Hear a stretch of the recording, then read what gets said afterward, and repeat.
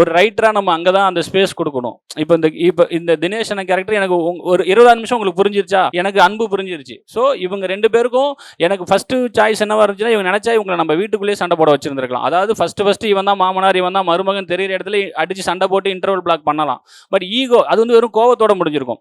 ஈகோனா என்ன பிரச்சனை ஆகுதுன்னா, இவன் யாருன்னு எனக்கு தெரியும், அவருக்கும் இவன் யாருன்னு தெரியும், இது தெரிஞ்சதுக்கு அப்புறமும் என்ன பண்ண போறாங்கிறது தான் ஈகோவோட வேலையா இருக்கணும் அப்படின்னு சொல்லிட்டு தான் அவரை வீட்டில இருந்து அனுப்பிட்டு கிரவுண்டுக்குள்ள வச்சோம். அங்க பிளான் பண்ணது என்னன்னா, அன்புக்கு ஒரு நீடு இருக்கு, பொண்ணு வேணும். ஸோ அவனால எகிற முடியாது. ஆனா தினேஷனுக்கு அப்படி ஒரு நீடு கிடையாது. ஆனா அவருக்கு என்னன்னா, அன்பு, அவரு பொண்ணு கொடுக்குற அந்த அன்பு மட்டும் தான் அவருடைய ஒரே கண்ட்ரோல். அந்த பொண்ணுக்கு பிடிச்சிருச்சு, நம்புது, வேற நான் எதுவும் பண்ண மாட்டேன். ஸோ அங்கிருந்து கிளம்பும்போது நான் என்ன பிளான் பண்ணேன்னா, தினேஷ் ஒரு பாம் மாதிரி செட் பண்ணி அந்த கிரவுண்டுக்கு அனுப்பணும். எந்த நேரத்தில் வேணாலும் அது வெடிக்கும். தோத்தாலும் வெடிக்கும், ஜெயிச்சாலும் வெடிக்கும். ரெண்டுத்துக்கும் கிளம்பி தான் போகுது. அப்ப என்ன பண்ணலாம் அப்படின்னா, கண்டிப்பா தோக்கவும் கூடாது, ஜெயிக்கவும் கூடாது. நடுவில் எங்க நிறுத்தலாம்னா, கிரிக்கெட்டுங்கனால எனக்கு ஈஸியா கிடைச்சது மேன் கட்டிங்.